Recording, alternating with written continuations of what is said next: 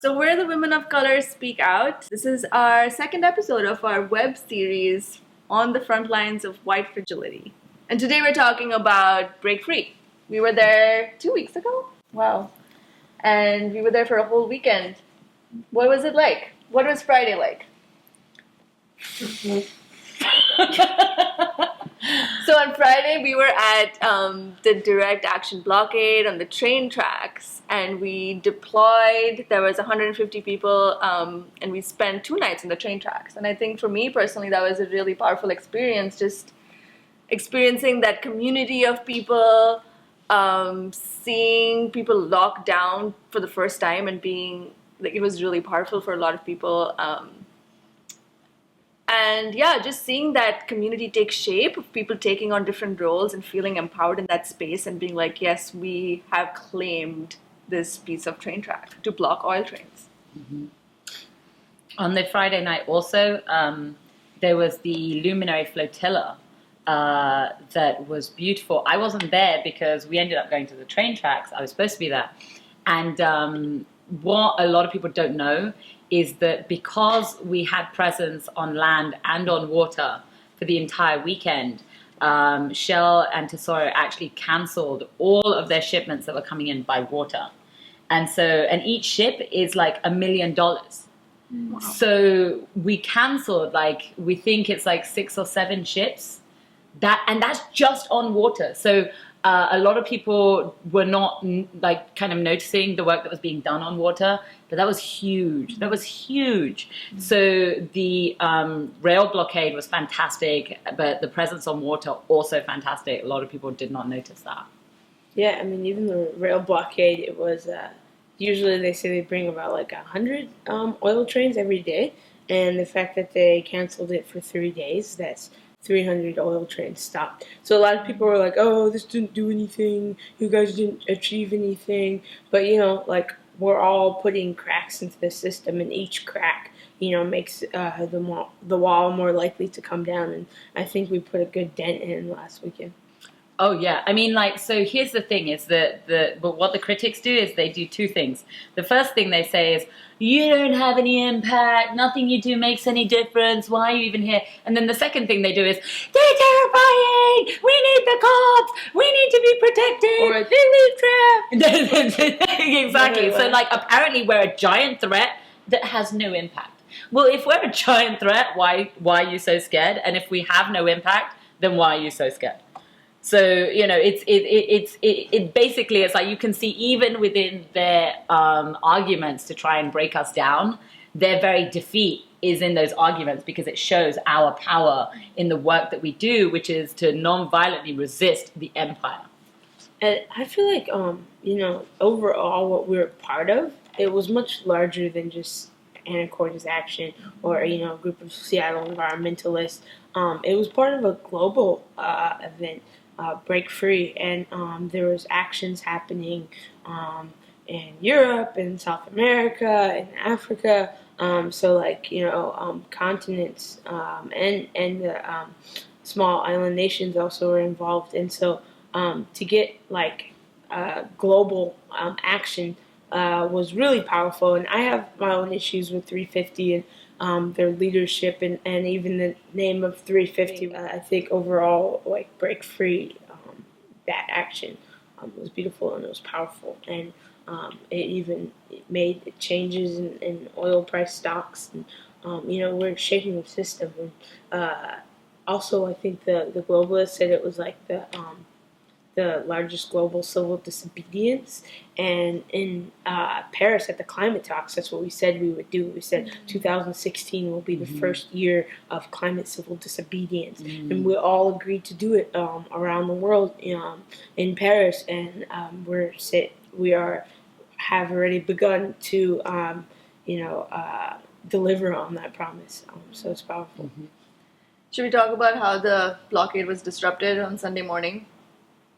You don't want to say anything else about that? I wasn't there on Friday. I was there on Saturday. Yeah. What did you think of Indigenous Day? That was a long walk. And it was beautiful to see the Indigenous communities come together to hold rituals and ceremonies and blessings on their sacred unceded territory land, and to see the Lummi and the Swinomish together. That was amazing. I don't, just being there for 4 hours, breathing that air, it was so terrible. I was like, this is not a good idea. It was like headaches and sore throat, and I think it was even worse because there was a chemical spill that day. They said. Did you oh, hear about that? Yeah, they were like, looks like there might have been a chemical spill while we were there. So I mean, it just further proves how unsafe this facility is. Well, and it's also our privilege to, go onto that land and then complain about our headaches. But the indigenous people whose land it is, and the animals, and then the wider community that actually has to live with it day in, day out. I know that the locals were really concerned about the blue heron that is like the biggest nest in Northern America. The heronry. Heronry. And so, yeah, I'm really concerned about that species and the residents, and the fact that I only had to be there for 4 hours and got to leave. Like, I can't imagine living with that. I think the system keeps us so separated that we don't have to face the upstream effects of our consumption. I thought about Indigenous Day was that the biggest message of the entire day didn't get into any of the media, and that was exactly reflective of how Indigenous people and Indigenous peoples get treated around the entire world when it comes to their rights. We were on their land, and not just their land, unceded Swinomish territory. Unceded. That means there is no treaty where the white people who are there can say, this gives us a right to be here. They've taken that land. They are occupying it. That's what's going on. That was the message that they wanted to get out. And it wasn't in any of the media. They just ignored them. Even though there were Indigenous women and Indigenous elders and Swinomish elders who were right there. Diane Vendiola. If you haven't seen the video of Diane Vendiola's welcome of everyone there on that day, go and watch it. It's all over Facebook. It was a beautiful welcome, and she literally said the key word here is unceded, and that's what we all have to understand. 5 a.m. We're on the tracks. Damn. Yeah, so it was funny because the day before I had woken up probably around the same time. Someone mentioned cops, and I jumped out of my tent, and there were no cops there. And so the next day I heard the same thing. I said, I'm not falling for this again. I get up. It was a real thing this time. We were surrounded by hundreds of cops, and they had got it like all around the train jet. In fact, when I opened it, they were like running past me, and then when I started to poke out of the tent, someone seen me and they fucking pointed a gun at my head. And then when I got out of my tent, I'm like, it's 5 a.m. I'm like half awake, and I was like, I guess it's a good time to pack up my stuff. And the guy sees me in my Black Lives Matter T-shirt, and he called over 2 of his friends, and I looked down, and like each tent has like 1 person, but they thought I needed 3 people to guard my tent, so it was really bullshit, and it was just a lot of fear tactics. I mean, just the fact they came in SWAT gear, they had gas masks, they had like a whole trailer full of toys to torture us, and most of which they got from the Seattle Police Department. They had a water cannon, like it's 1960s. They had a sound cannon, which they use. When they use a sound cannon, it can make your ears bleed and can make you puke and give you headaches. They had that type of equipment for fucking nonviolent, peaceful civil disobedience that they pretty much knew about. I mean, it's not like we were like really hiding that we were about to break the law. So it was such like an overkill on the use of force there, and then they they all had their guns out, and telling us we have 15 minutes to pack up. And then they wouldn't even let us come back, so you could only take everything that you could with one trip. And then after that, that was at 5 a.m. The media comes at 7 a.m. when the SWAT team is like blocking us off, and some of our stuff is still there. And they took a picture and told everyone we left trash. But they didn't let us back in until 10 a.m. to pick up that trash. And it wasn't trash. It was our belongings. And it was just a big bogus lie.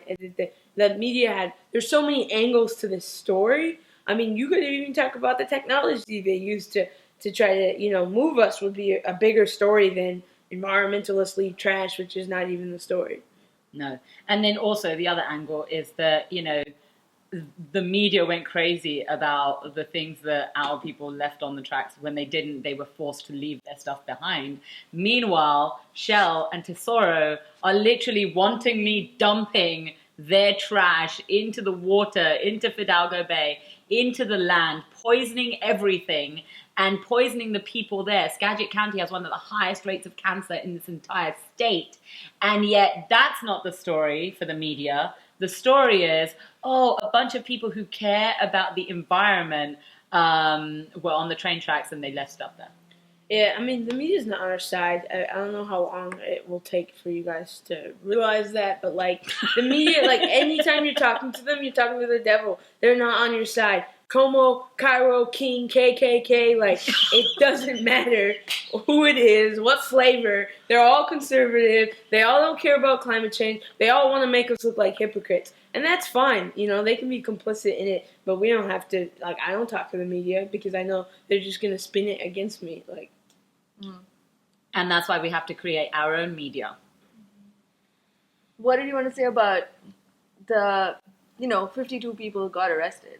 And that was really powerful. I think that was the most number of people in break free, at least in the U.S., that got arrested, largest number. Really? Yeah.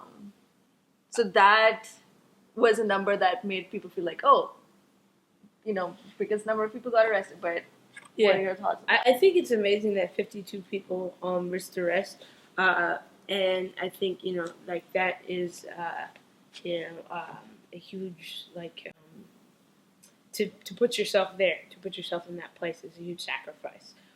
So I'm definitely, grateful to everyone who made that sacrifice. I also think that in general, we have this idea that success of your event is based on how many people get arrested. And I think we also need to realize that we're in this capitalistic system, and every arrest makes the police more money. And, as in the capitalist country that we orient in, getting arrested increases the GDP. It's another form of consumption. And so I think in the future, our goal should be how many people can break the law and get away with it, not how many people can break the law and then get, caught up in the system. I do understand, I'm thankful for people who make that sacrifice, and I do understand that, it's a long time coming since the civil rights, people have gotten arrested as a way to show, make a statement. But I also think that when we talk about the type of system change we need to create, and the amount of civil disobedience we're going to need to do to get there, it's a lot easier if people don't get arrested, so that the next week we'll be out there breaking the law again and getting away with it. I think that what we start to do there is change the social paradigm on what is legal and what isn't legal. When enough people start doing it, and then we walk off, because we're saying this shouldn't be illegal. This shouldn't be what we're doing. We're protecting our communities by putting our bodies on the line. We should be thanked, not arrested. So yeah, I think there's that whole thing about how we measure success, and we have to make sure that we're not measuring success in this kind of capitalist conundrum. I have a follow-up question, though. I feel like I'm facilitating, which That's fine. Are you okay with it? No, I'm great. But there are some people that use that as a tactic to maybe take this to necessity defense. Mm-hmm. What do you think of that as a tactic? I think, if that is the tactic, that is one way of going through the court system. and ways, and it's a way to change the law. And so, I think there's different ways to attack the system, but I think that is a measured reason to do that. But just to get arrested, to create a number and to put more people into this system that we're trying to take down. This now we're talking about the prison industrial complex. That I think we should move away from. And I think the other thing to recognize is when it comes to tactics like that, which I think every single tactic that we have should be utilized in some way. And but I also agree 100% that the goal is not to get arrested. The goal is to actually see how many people are really willing to put themselves on the line. Like that's really for me, the measure of success is to see how many people were actually there, not how many people got arrested. And then the other thing is that when you're using that particular tactic, not every person will be equal in using that tactic, because some people face far more dangers than others, as we saw with Sarah. Sarah had a gun pointed in her face and 3 cops on her tent, whereas no one else suffered in those particular ways. So when we're talking about people who, purposefully want to get taken by the cops so that they can go into the system and use that defense, that's great, but we need to think about what privileges those people have and how they can best utilize it. And that's a good thing. I think that if people with that privilege utilize that privilege to do that, that's fantastic. But it can't be this thing of, them or anyone else having a white savior complex either.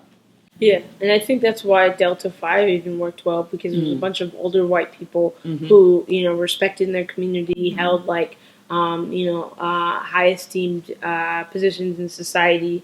If it was the same thing done by street kids or people of color, I think even the book would have been slammed at them harder. But that is, like you were saying, why people with those privileges should use them. Okay. Yeah. So we got a lot of hate on Facebook, on the Facebook pages. And one of the things that people were mostly stuck on was that, oh, look at y'all in your plastic kayaks, and look at y'all wearing clothes and wearing shoes, and why are you protesting oil? And so we've heard that so many times, but what are your thoughts on that? Look at you all wearing clothes and shoes, and how dare you exist. It's like that's your standard go-to attack from the empire. Is, well, you're in this empire, using the things in this empire, therefore you're at fault. No, the system itself is the problem. When you're born into a system that forces you to consume, and the fact that you are resisting that system and saying, no, we don't want to consume anymore. In fact, I'm going to put my own body on the line. I'm going to get in this kayak. I'm going to sleep on these train tracks. That in and of itself is saying, even though I am born into this system, I want to resist it and I want to stand up to it because it is wrong. But that's the propaganda that they'll use is, oh, but you're in the system. Well, you didn't give me a choice, but this is my choice to resist it. That's why I'm here. And therefore, all of these kayaks that you made with your plastic, I'm going to take your tools and use them to bring down your system. Okay. But I think I also saw that there's a lot of people in the community that have been opposed to the refineries and are now have an opportunity to be like, oh, look at this movement building, and they're able to participate in the movement. And so the people who are for the refinery are panicking, and these are the last straws that they have in their critique, which is the plastic kayaks and that trash that we threw on the tracks. Yeah. But I think this action really created that space for people who weren't talking about being against the refineries, being they got educated about the real issues, the health issues, the long-term climate impacts, the global impacts, and now have more in their own reasons to oppose it. So I think that was one of the beautiful successes of Debrief. Yeah, I think that it's so easy for us to focus on trolls, and there are so many of them. You know who you are, I know you're watching. But instead of focusing on all that negative energy, Like we have so many fans. I got thank yous from around the world. Mhm. Like there's people in Anacortes who are now organizing against this, and yet it's easy for us to look at this because I feel like the type of energy trolls bring in, it's a very strong energy that can pull you in and make you want to fight and combat back. But it's a wasted energy, and that energy, when you give that energy into a troll, and honestly, when I first started to talking to some of these trolls on our page, I thought I would educate them. I started saying, I'm really worried about you and your kids and cancer, and then I got to the point where I was like, I hope your kids die from cancer. And I was like, you know what? I need to pull myself back. We don't hope that. My bad about that. It's not a good energy to focus on. So I think we need to focus on how many people's lives we changed, how many people are organizing now, how many people learn something new, and how many people are supporting us. Because there's more of them than the detractors, but the detractors have the loudest voice. My favorite thing telling the trolls was, this was just our training camp. We're going to be back in 2 months. This was just our training ground. So nobody really replied to that. Oh, yeah. It really was a training ground. Yeah, I think, especially with Alex, with the Youth of Color Speaking Out coming up, Mm-hmm. it really was. We invited her on stage to join us on Saturday evening, and then Sunday morning she was speaking by herself. Mm-hmm. That's Who are you talking about for the camera? Alex. Alex, who is in Youth of Color Speak Out, that will be with us on June 10th at the Duwamish Longhouse, and they will be working on their own particular segment. So it's very exciting, and also it was a training ground, and then also the idea of the trolls, and we don't need to focus on them. But there's one thing that there's one little piece of wisdom that I was taught when I was very young, and it comes from India, and it's this idea that when people start to come after you, that's when you know that what you're doing is working. That's when you know that you have power. That's when you know that you're really close to winning, is when they actually start to actually look at you and go, oh no, these people are actually winning. It's a sign that we're winning. And the trolls can say whatever they want, but guess what? Capitalism, we're coming for you. Yeah, cool. I think even the fact that they give us so much of their attention. Yeah, exactly. You know what I'm saying? Exactly. They put a lot of attention to come after us. They really I'm like, do. wow, it must be really special. They shut got my down. own troll pages and Their stuff. downtown was shut. They lost business. People didn't step out of their houses that weekend. Yeah. What? And I was at a bar Sunday evening and there was somebody sitting in the bar with us, and he was looking at photos of Break Free, and then came up to me. He was like, "Oh, that's you!" He was looking at a photo of me, and then they were in the bar having their whole conversation about action. But yeah, it was interesting. I think Break Free created this whole regional network of organizers, and so many people learned how to organize. So many people learned how to do direct action. So many people now I have relationships with activists across the region, and I think that was immense. And the best thing is nobody's really burnt out. People are no, let's go. There's meetings already planned. Yeah. And we're gonna be back somewhere. I mean, one of the most awesome things that came out of Break Free for me was the fact that we were able to work with so many of our friends in Portland, because there were people from all over the region. There were people there from Portland and Eugene and Missoula, Montana and Spokane, and just people from all over the place. And when we were in Portland this last Thursday at the First Unitarian Church, so many of those people stepped up to help us pull that together, because we didn't have time because we were putting together Break Free. And so all of these people, in the last week before that, they stepped up and food, Jonah and Adi and Antonio Zamora and Runa and Marlena and Mia, and so many people stepped up and were we got this, we got this, we got this, we got this, That was awesome. That was regional coming together, working together, going from one thing to the next, and it was this kind of almost seamless, working together, beautiful. So, just quick thoughts on us being the only people of color infinity group. up at Break Free. Mhm. I think I wouldn't invite other groups there yet. It's not quite the space for them. I'm glad we had that the organizers made space for us so that we were able to speak on each day that we were there, Mhm. and to start shifting that analysis. I think it's a start. Yeah, I definitely felt like I even invited, someone from another POC affinity group that I'm a part of, and they left. I mean, they didn't feel safe, and so that part was a little sad for me to see that, that we hadn't created a space accessible for our people yet. There's always going to be more work to do there. I did feel it was a little, at times, tokenizing, and I almost can't blame them because I felt like it was much out of respect. But there was a lot of training that we had to give, and it's a process. I think they were open to learning, so that's it's good on their part. But I don't think these things will change overnight. Yeah. So this is our last month with Sarah, who is leaving Seattle to go do her PhD.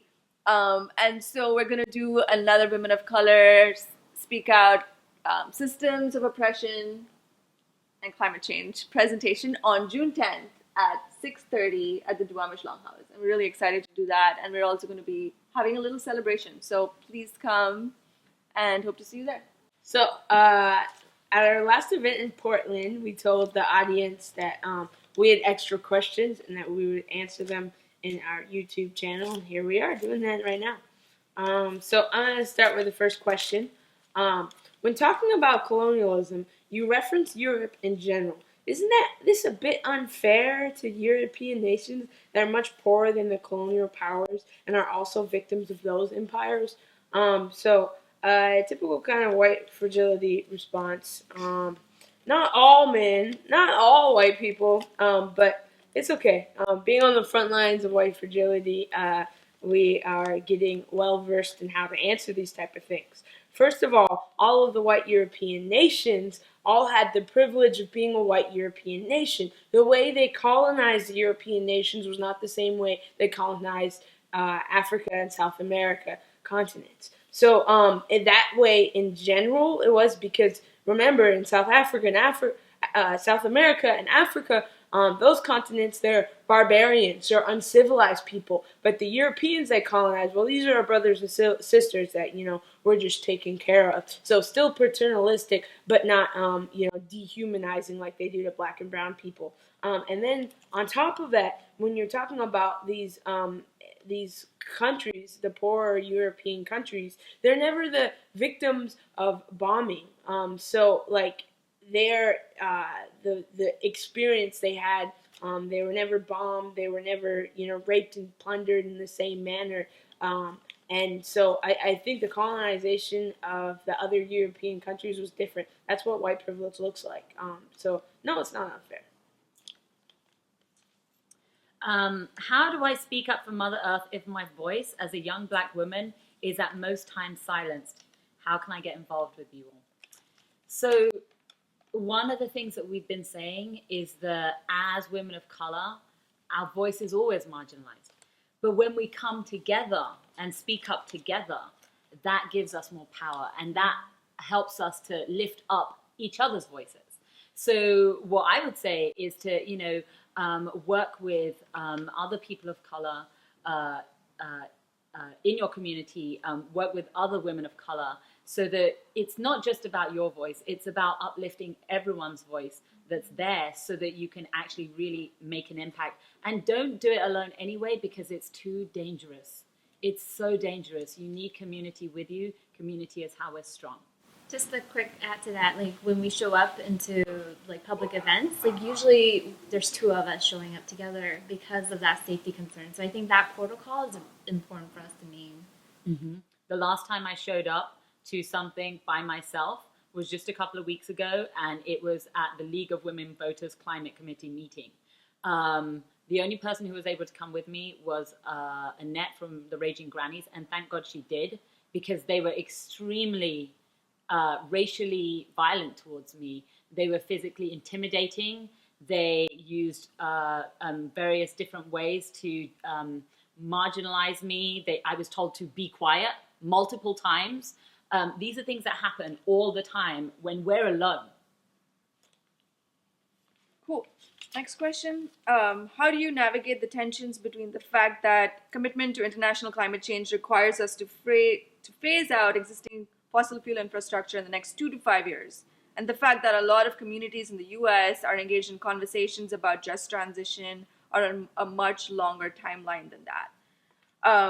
I think that it is good that people are engaging in these conversations about just transition, but because they don't have the decolonized perspective and the perspective of the global south, it is really important for the work that we are doing and changing the mainstream movement to be thinking from that perspective. And so while these conversations are happening and they're thinking about solutions, the work, which is great, and that work should keep happening, we will continue to do work, and not just us, other people who join our perspective do the work of putting pressure to quicken the process. And because the fact is that it is an urgent matter, and we don't have the luxury to take 15 years to do this transition, and we have to set in place that no compromise stance, which is what we're bringing. Yeah. Their job is to find out the solutions that work for them. Our job is to speed up that timeline so it works for everyone on this planet. So I have this question. Totally grateful to hear what you say. Connecting to heart and relationships is the way forward. Within that lens, are there specific resources you like for bottom line data around climate change? This question I think is funny because my own background, I got into climate change through climate science, was in labs doing research, and really thought I would solve climate change through science. And I've come to realize that, climate scientists are a lot, in part, at fault for climate change because they're really good at, creating this data that no one can understand, making it really complicated, and then refusing to, actually do something about it. Mm-hmm. In fact, they pushed me out of I was, in the physical sciences, and they were like, you're going to have to choose between whether or not you want to do climate science or climate action, and I chose climate action. Still getting a PhD, though, so you can stop me. But the important part, though, is that, there's a lot of research. We were supposed to peak oil by 2020.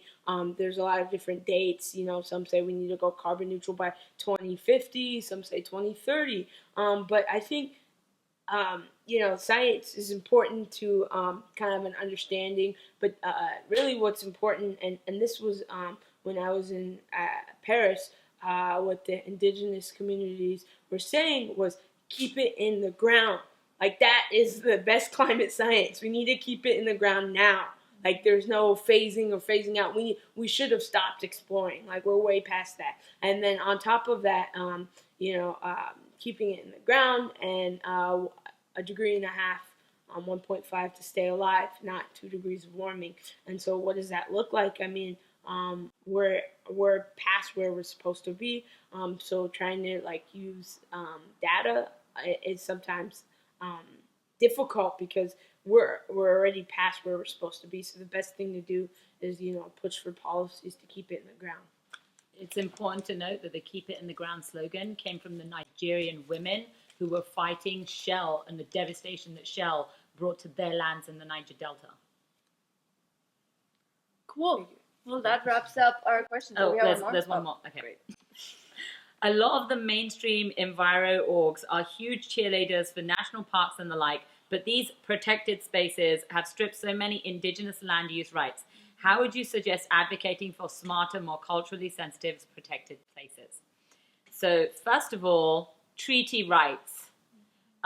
If we are not standing in solidarity with the indigenous peoples of this continent and around the world, if we are not standing in solidarity with them and fighting for their rights and fighting for their treaty rights, we can't protect the planet. The treaty rights are in fact the best laws that we have that can protect our land and our water and our species and life on this planet. So that's really the best way to do this, is to stand in solidarity with the indigenous peoples. Did you have something to add? Yeah, so definitely parks are taking away the food sovereignty rights of the indigenous culture, because yes, the parks are there, and now I have to pay 3 parking passes if I want to go to like the 3 various national, state, I don't even know, parks. So it's obviously very privileged, even if I can't even get access to that. And then all the permits that you would need if you were to even harvest anything for herbalism. And the indigenous culture and the indigenous community and the First Nations shouldn't have to pay any of those fees for being the first people here. Like, that is such a disrespect to their culture and their community. So yes, we need to transition some of those rights so that they have access to those. One thing to remember is the first national park was Yosemite National Park, Sierra Club. So that's a great thing, right? Like, they were really like, yeah, we need to protect these natural spaces. Actually, that's not what was happening. They created Yosemite and then these parks in order to force indigenous peoples off their lands and create hunting playgrounds for rich white men.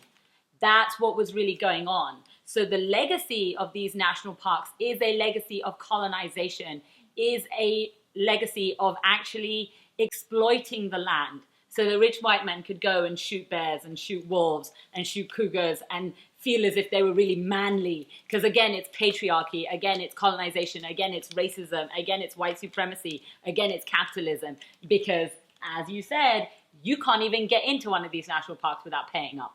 So there's a lot of problems with this system, and that's why we need to support indigenous peoples with their treaty rights and with their land rights and their water rights. So we are Women of Color Speak Out. We were answering your questions from Portland. These are some of the questions that we had. If you have other questions, feel free to send them in. We are always happy to answer them. Check your privilege. Check your whiteness. We are here, Women of Color Speak Out, front lines of white fragility. Peace. Yeah. I think it was good. We covered the troll. So you're like, I know you're watching. Right. All right. What you think, Mari? It'll look even better once they've edited out all of our nonsense. Please. I just love it when they edit out the nonsense. It's so great. There's not any nonsense. It's all good. It's all genius. That must be what it is.